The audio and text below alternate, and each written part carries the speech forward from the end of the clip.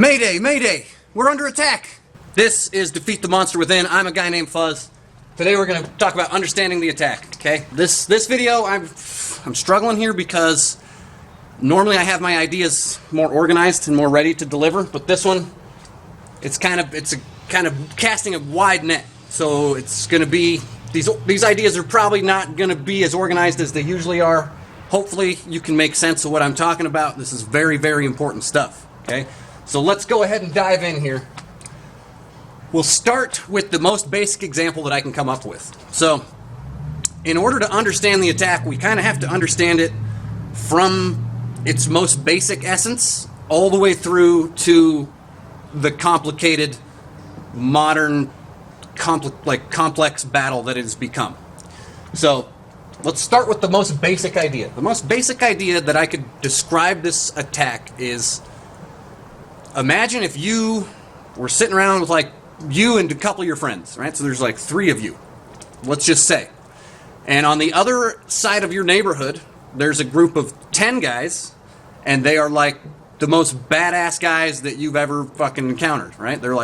They're super tough, they're strong, they're ready to kick some serious ass, right? Now imagine you gotta go and fight with these guys. So if you just round up your boys and the 3 of you go down to the other end of the neighborhood and start shit with these 10 guys and start a fight with them, they're going to kick your ass. Without a doubt. They're just going to beat the shit out of you, and that's going to be that. That's the end of the fight, right? So if you want to win that fight, the only way you can possibly win that fight is to come up with some kind of deceptive tactics to try to defeat these stronger men, right? So let's kind of extrapolate from the basics here, and then we'll build on that. So let's say if this is going to happen, you need to go fight with these guys. Maybe you would poison their water. Maybe you would go and sneak there at night where they don't know you're there, and you dump some poison in their water. Now, if you did this where the poison you put in their water just killed them, one guy is going to drink the water, he's going to die, and then the other 9 guys are going to notice that when that guy drank the water, he died from it. And they're going to say, shit, that must be these other guys on the other side of the neighborhood that we're fighting with attacking us. They're attacking us by using this poison instead of coming and fighting us. They poisoned our water and they killed one of our guys. So we need to round up our 9 guys and go over there and kick their asses, right? And that's what's going to happen. They're going to notice that you launched an attack on them. If you poison their water and it kills one of them, they're going to notice that you poisoned their water, right? So they're going to say, oh, one guy drank the water and he died from it. It must be these guys on the other side of the neighborhood attacking us. We need to go over there and kick their asses right now before they do this again, right? So off the bat, if we do it too blatantly, if we launch our attack to deceive these guys too blatantly, they're going to notice and they're going to come kick our asses. So it would be more effective if we poisoned their water just a little bit, and then it wouldn't kill them. It would just make them weak and sick and tired. So when we went to go fight them, it would be easier to kick their asses. Okay? That is the basic essence of the idea of this battle against the monster. Okay? So the monster knows that we are more powerful than she is. So instead of coming and face-to-face fighting with us, she wants to deceive us and make us weaker and make us confused. Right? So that is the essence of the attack. So everything that stems off of this boils back down to that same type of idea of, I don't want to go fight these guys directly. We need to figure out a way to fuck them up so when we actually do go to fight them, we can actually win the fight. Okay? And so that is the deceptive attack here that I'm talking about. So it comes into a whole bunch of different realms, but it's all boils down to this same type of attack. So maybe they poison the water, right?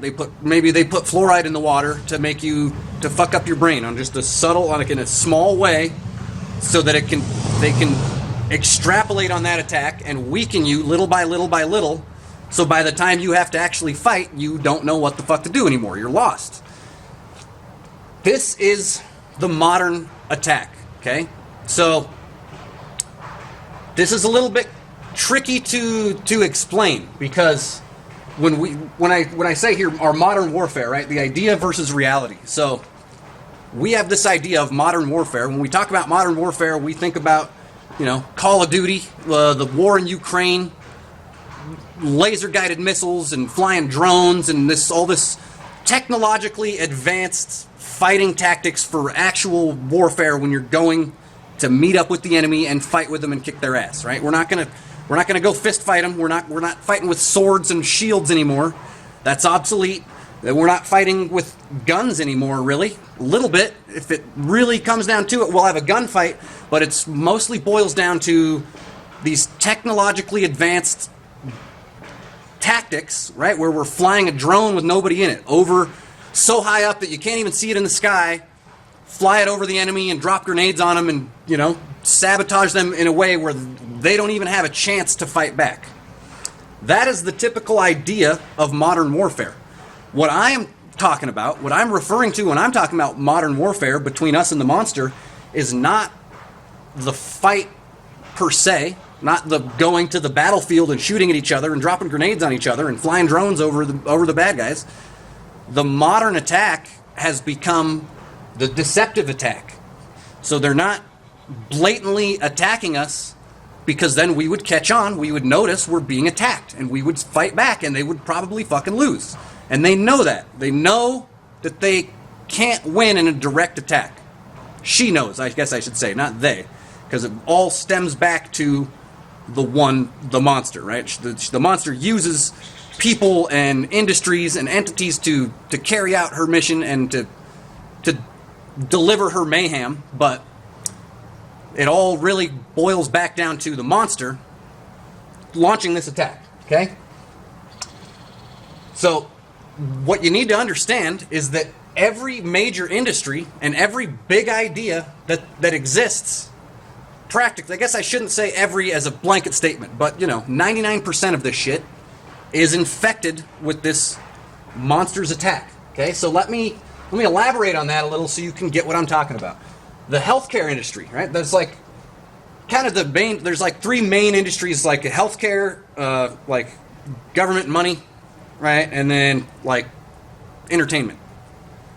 So those are kind of like the three main prongs. Obviously, there's a bunch of other shit stemming off of that kind of comes back to those three main industries. And maybe there's more. Maybe I'm not covering every single base here, but this is just to be enough for you to get the basic idea, okay? So the healthcare industry, first, they give us food that they charade around like they're giving us food because we need food to survive and we need food to be healthy. So here, take this food, and here's a deal on the food, and look how easy it is to get this food. And, when you're hungry, you should eat this food. And all that food they're giving us makes us sick. It causes problems and it fucks us up from the inside out, right? Just like we would poison the water of the guys across the neighborhood. It's the same type of thing. They're giving us food that's fucking us up, and it's making us weak, and it's not nourishing us in the way we need to be nourished. And so we're slowly getting weaker and weaker and weaker the more we partake in this bullshit. Then, on the flip side of that, they have the healthcare industry, doctors and medicine, modern medicine. And this is portrayed as this great thing. Oh, look at all this great modern medicine we have that we didn't have in the past. So now when people get sick, we can help them with this modern medicine, and it's such a great thing. And look at us go, right? But in reality, that's another part of the deception. It's part of the same attack. That shit that they portray as being helpful, and they charade it around like it's this super helpful industry, is actually designed at its core from the get-go to destroy you even more. So in essence, they give you the food that makes you sick, and then when the food makes you sick, you go to the person that's supposed to help you not be sick. They're supposed to heal you, and instead of healing you, they give you just enough, and it's the perfectly deceptive way to keep you sick. So you get more sick. And then you eat more food and you get more sick, you go back to the doctor and they make you more sick, and it's this vicious cycle that just keeps you sick and keeps you getting just down and down and down, deeper into the dark fucking hole. Okay? This is the same thing with the government. The government and our laws and shit. Like, let's take the speed limit, for example, right? We have this idea that they invented the speed limit because people were driving around just so fast, and it was so dangerous. Everyone was driving so fast, and they're crashing into each other and dying. So we need to make a law to make sure people don't do this dangerous stuff. So we're going to make these laws to protect ourselves, to protect each other from people doing dangerous things. And that sounds good. I would love to believe that. But in reality, those laws aren't designed to keep you safe. They're not designed to stop people from crashing and dying. Those laws are designed to extort money from the public because they know, okay, everyone drives fast, so if we just make a law that says you can't drive quite as fast as you want to, then every time someone does what they naturally want to do, we can crack down on them and take some of their money from them and weaken us even further, right? Knocking us farther down the hole. As we go on now, we're going to cross here into school and media, and this is where the attack gets even more deceptive, okay? So we have schools, and the school is the same thing. It's portrayed as this good thing that we need because, you know, we don't want to be stupid. You don't want to grow up to be an idiot. You don't want to grow up to be illiterate. So let's have schools, and we'll teach everybody all the stuff they need to know. Yeah, all the stuff they need to know, right? But that is another form of, it's the same attack. It's just more bullshit of the same thing. They take certain truths, because obviously we need to know a little bit of shit they teach us in school. If they were just teaching us 100% bullshit in school, we would catch on. It'd be just like poisoning the guys and one of them died and they realized they're under attack. If everything in school was wrong and everything in school was a lie, we would catch on. We would notice we're being lied to. There's an attack going on. So they take fundamental truths and they twist them and taint them. Because obviously we need to understand basic arithmetic and basic fucking reading, writing skills, right? If we can't read and write, if we're illiterate, we don't understand arithmetic, we can't do any math, we can't read and write, we're going to be fucked in the world. So we need these basics, and they take these basics and they give them to us. Say, here, look, we're giving you something good. You need this. Follow us. Do what we say. Because look, we're giving you this good stuff that you need, right? And then once you start to buy into that bullshit, they start to seed in more and more bullshit ideas that are fucking lies and deception to indoctrinate us into this way of thinking that they want us to think. They want us to believe the government is there to help us. They want us to believe the laws were made to protect us. They want us to believe that doctors are there to keep us healthy. They want us to believe that the food we have is there to nourish us. But that's all bullshit. It's all part of the same fucking lie, because they give us, it's obvious when you start to look around and see the real truth. You can see that the food they give us is not really food. It's filled with a bunch of weird, nasty shit. The real food is hidden. It's hard to get. It's expensive. It's at the other store, right? You can't even find it at the places they tell us to go, the normal places. Hopefully this is making sense to you so far. But, okay, schools and the media. So I feel like the media and schools kind of go hand in hand, because we learn a very large amount of what our worldview comes from the media, right? So the movies we watch, the shows we watch, the music we listen to, the books we read, all this shit plays a heavy role in the way that we view the world, the perception we have of how the world works and how people interact, what's right and what's wrong, the way things work, you know? So songs and movies, once you start to catch on to what's really happening, you will start to notice this kind of shit in practically every song, practically every movie, practically every show, every book. These ideas are there, and when you start to open your eyes and see this happen, you'll start to notice when it's a deception, and when it's, because it's not all deception. That's something we also need to keep in mind, is not every single one is deceptive. Sometimes there's people like me that have figured this shit out and caught onto it, and they write a song to try to portray it in the right light, in the way that it's supposed to be, the way God intended. But it's such a subtle change, such a subtle difference, that unless you're really on the up and up and you understand this stuff, you don't even really notice. It just seems like a slightly different perception, a slightly different perspective of the way that songwriter or that movie writer happens to look at the world. Okay? So one way that they really love to twist it, or that I should say she really loves to twist it, because honestly, I believe a lot of the people that are doing this shit, that are playing the role as the vessel launching the attack, they're the front lines, the person actually doing it to you, they don't fucking know what's going on. They don't realize what they're doing and the gravity of their actions, okay? So maybe they do, maybe they don't. That's up for debate. That's not what this video is about. So I'm going to give you the example of the 300, okay? There's a movie called The 300. If you haven't heard of it, I don't know where the fuck you've been, living under a rock for the last fucking 10 years, or I don't know when it came out. But the first movie, The 300, it follows Leonidas, right? So he's the king of Sparta, or whatever. I don't know, it's Greece. All that kind of shit confuses me, where they come from and who's who and what's what. But it takes a strong male leader, and you follow this strong male leader through the movie, and there's a lot of excellent masculine traits and a great example of masculinity, of active masculinity as a man that we should be following, right? And we, as other men that watch this movie, we're naturally drawn to that type of leader because that is just, it's in our biology, it's in our fucking DNA. It's the way God created us, is to feel compelled to follow a strong leader like this. Same for women. Women will also follow the same kind of strong leader. It's just a natural, it's innate, it's within us. So here's where the twist comes, the deception of how it's fucked up. The first movie follows this strong masculine leader. At the end of the movie, he dies. We still have this desire to want to follow this strong masculine leader, and so we watch the next movie because we're like, maybe there's more of this. Maybe there's more of this kind of instinctual, innate calling that we're feeling to follow this strong leader. Maybe there's more of that in the next movie. So we put on the sequel. But now, in the sequel, Leonidas, the king, he's dead. He's gone, right?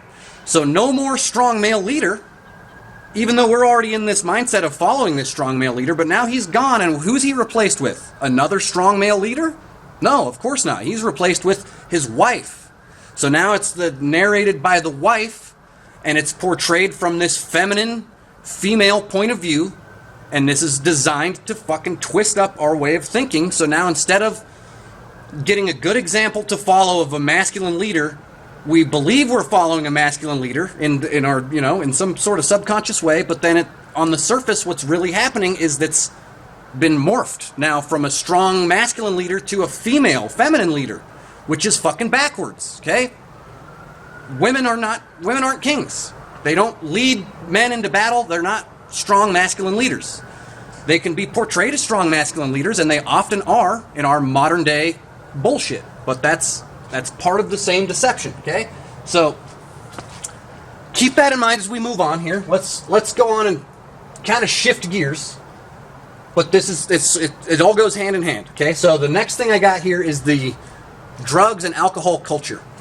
So in our modern day America, it is widely accepted that drinking is just the norm, smoking weed is the norm, doing drugs is not so much the norm, but it's widely accepted, especially in groups of people that drink alcohol and smoke weed, right? So other drugs and other forms of this type of misbehavior, I guess you could call it, is just accepted in that culture. These are things that are emasculating men. Drinking, smoking weed, doing drugs are all things that emasculate the man. The woman relies on the man. So if the monster focused her attack on destroying the woman, it would kind of be pointless because the woman could be destroyed.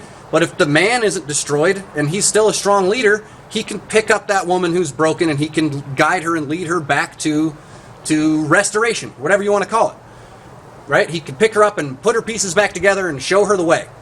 So if you really want to destroy everybody, you don't even worry about attacking the women. You worry about attacking the men. But they don't want to attack us directly, because a direct attack we would catch on to and we would fight back and we would probably win. So they want to attack us indirectly. So they use things like drugs and alcohol to emasculate the man. And so slowly but surely over time, the man gets emasculated, coupled with all this other bullshit, all these other bullshit ideas, twisting everything around and flipping everything upside down, while you're being emasculated by the drugs and by the alcohol, by the culture. And it slowly chips away and to where once the man is destroyed, once the man is gone, once the man is so confused about whether or not he is gay or not, or if he's strong or not, or if what he should or shouldn't do, and he's just lost out in the wind with, just fucking gone, then the women don't have a chance, because the women need the strong male leader to find their light. Okay, so the emasculating of men is a huge part of the attack. It's something we really need to understand if we're going to be able to move forward in a positive way and be strong and be able to actually fight back. So basically everything that we know about the man-woman dynamic of the way things are supposed to work between a man and a woman has been completely flipped on its head, and it's completely upside down. Okay, there's a saying, a quote, I'm not sure who it was by, but the quote is something like this. Don't hold me to this, because I don't know if I have it exact, but it's, once you see the way broadly, you see it in all things, which couldn't be more true. And so once you start to see the way broadly of how the attack is emasculating men, you will start to notice it everywhere, especially in songs and movies. So the music we listen to, the movies we watch, they have this thread of this idea that a strong man goes and is direct with the woman, and the strong man chases the woman, and the woman is just supposed to be beautiful, and she just charades her beauty, and the man sees it, and he chases her, and hopefully he's a strong enough man to chase her the right way to where she accepts him, and they, spend the rest of their lives together, I guess, in the basic essence of the idea. Okay, this is bullshit. This is a bullshit idea, because it's backwards from how it works. Okay, men are supposed to display the honest signals that attract a woman. Then the woman is attracted to the man, and she selects the man. It's not the man selecting the woman, like we've been taught to believe. And it's these nuances of how it works and who plays what role they've been twisted and fucked up for so long, for so many generations, with so many ideas stacked on top of each other, that it's hard to really get to the bottom of it and understand it the way it needs to be understood. Okay? But basically what happens, and we can see this in the world today with the way things are going, the gay people on every show and trans people on everything when's the last time you watched a movie that's been made in the last 5 years that didn't have a gay person or a trans person in the movie? I can't think of one, because it's a common thread that runs through all of it. This is on purpose. They've done this on purpose, okay?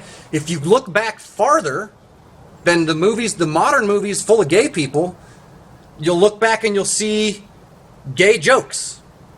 It went from a masculine role playing a masculine role with a feminine role playing a feminine role to slowly but surely, just a little bit at a time, they started feeding in these seeds of these gay ideas.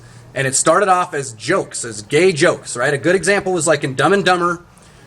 You have Seabass in the beginning, right? When they're going and they're at the restaurant, and Seabass is like this badass dude who's super scary, and he comes and fucks with the guys for being nerdy and spits on their burger, and he's a dickhead. He's like, the boss hog, basically, is kind of how he's portrayed. Then later in the movie, the guy's in the bathroom stall. He sees, for gay love or whatever, come be here at this time. And he looks at his watch, and it's exactly that time. And then, boom, the door blasts open. And who is it? It's Seabass. So now we've been seeded with this idea of it was this guy who seemed like a strong masculine figure, but now, wait a minute, he's a gay guy. So now, boom, now the dynamic gets flipped, and it's been seeded in as a fucking trick. Okay, this has been happening for years and years and years, to where now it's blatant. It's just right in our face now, and everybody's gay in all the fucking movies, right? But it started as these little seeds, and it's to emasculate the man, lead the man to homosexuality, and everything falls apart. Okay, this is the goal. Basically, what it boils down to, what I'm trying to portray, and the point I'm trying to get across in this video, is that the vast majority of the things that appear to be good are actually bad. A great example of this, one of the best examples I could think of, is that sunscreen and skin cancer, okay? Most people, I don't know about you, hopefully you've been watching this channel long enough that you're catching on to this shit, but most people have this idea that going out in the sun and being out in the sun all the time without sunscreen is what gives you skin cancer. In reality, skin cancer was hardly a thing until sunscreen came out. When, like, the year that Coppertone became a fucking company and started giving people sunscreen is the exact same year that skin cancer started to skyrocket.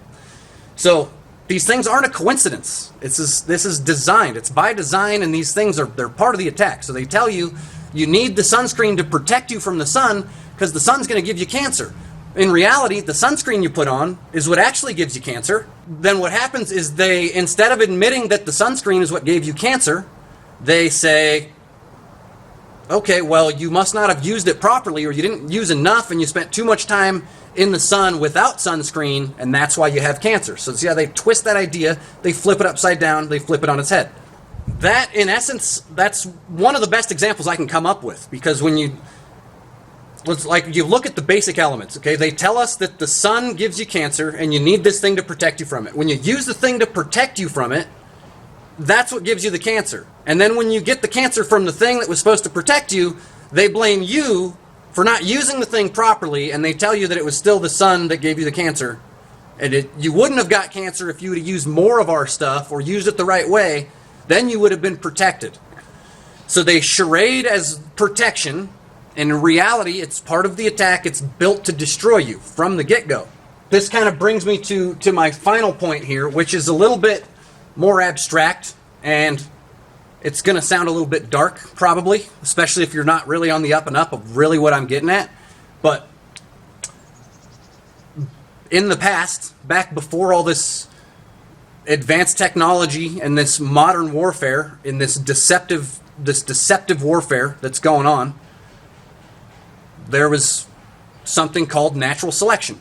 I would hope that you already know what this is, but natural selection basically is only the strong survive, right? Survival of the fittest. If there's 10 kittens, the weakest one is going to die, the strongest one is going to thrive, right? And that's the basic idea. So the weak things that don't have the proper tools and strength and knowledge to survive, they die off. And so this is the way that Mother Nature has been designed to weed out the weaker people, animals, things. They get weeded out. They just die off on their own. And the strong things survive so that the strong ones perpetuate the genes so that the next one that is born into it or the next one that grows is stronger and the weak ones just die, right? So natural selection. I'm a firm believer in natural selection.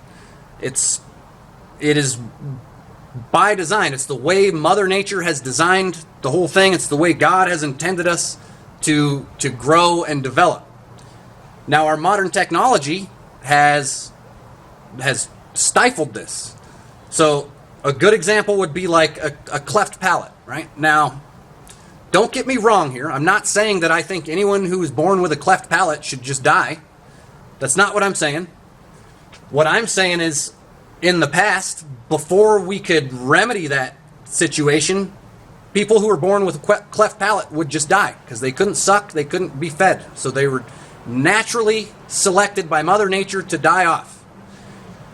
We came along with this modern medicine, right? Ooh, modern medicine, look how great it is. Now we fix the person's cleft palate so they can suck on the tit and they can continue to survive. Seems like this great thing. Maybe it is. But now instead of the strong gene of the strong individual who doesn't have mutations being perpetuated on, so the next generation will be built off of these strong genes, the strong foundation, we've sabotaged that. So now we've allowed weaker genes and weaker foundations, broken foundations, to perpetuate the existence of the species.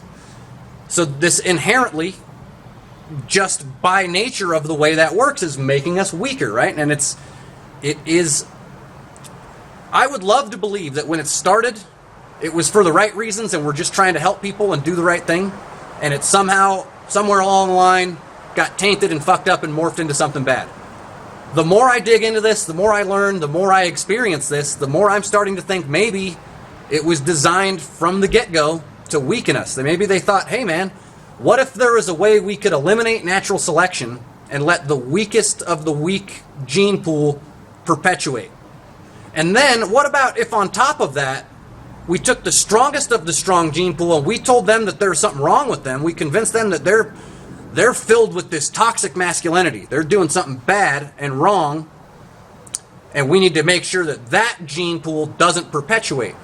That makes a lot of sense if it's this deceptive battle. If we're fighting with the guys across the neighborhood and we don't want to fight with those guys, we're going to say, what if we took the weakest of those 10 guys and made him the leader and let him perpetuate their species? And we took the strongest guy and eliminated him from the equation. And then we just let that go on for, 4 or 5 or 10 or 20 generations until they are just the weakest motherfuckers we could imagine. And at the same time, behind closed doors, we are going to continue to use natural selection to choose the strongest gene pool and perpetuate that and allow the weakest ones to die on our side. So our team is going to get stronger for these 4 or 5, 6 or 10 or 20 generations, while at the same time, our opponent is getting weaker and weaker and weaker. It's all by design. Okay, so this is how the attack works. This is the way that she's fucking us up, that she's destroying us from the inside out. And it's all part of this deceptive attack. I'm very much hoping this video is opening your eyes to this. You're going to start to see this. Now, everywhere you go, you're going to start to notice these things in the world. Every song you listen to, every show you watch, every place you go, every time you see a man and a woman together interacting, you're going to start to notice these things that are wrong. We're going to extrapolate more. We're going to dig in deeper. I hope you stick with me. The next video is going to be about the program, about the solution to this. I realize I'm talking a lot about the problem. I don't like talking a lot about the problem, but you need to understand the problem and the nuances of the problem and how it works. You need to understand the attack, or there's no way for us to move forward and to fight back. If you like this video, hit the like button, leave me a comment, subscribe, all that jazz. Most importantly, take the time and share this video with someone you love. This is very important. Thanks for being here.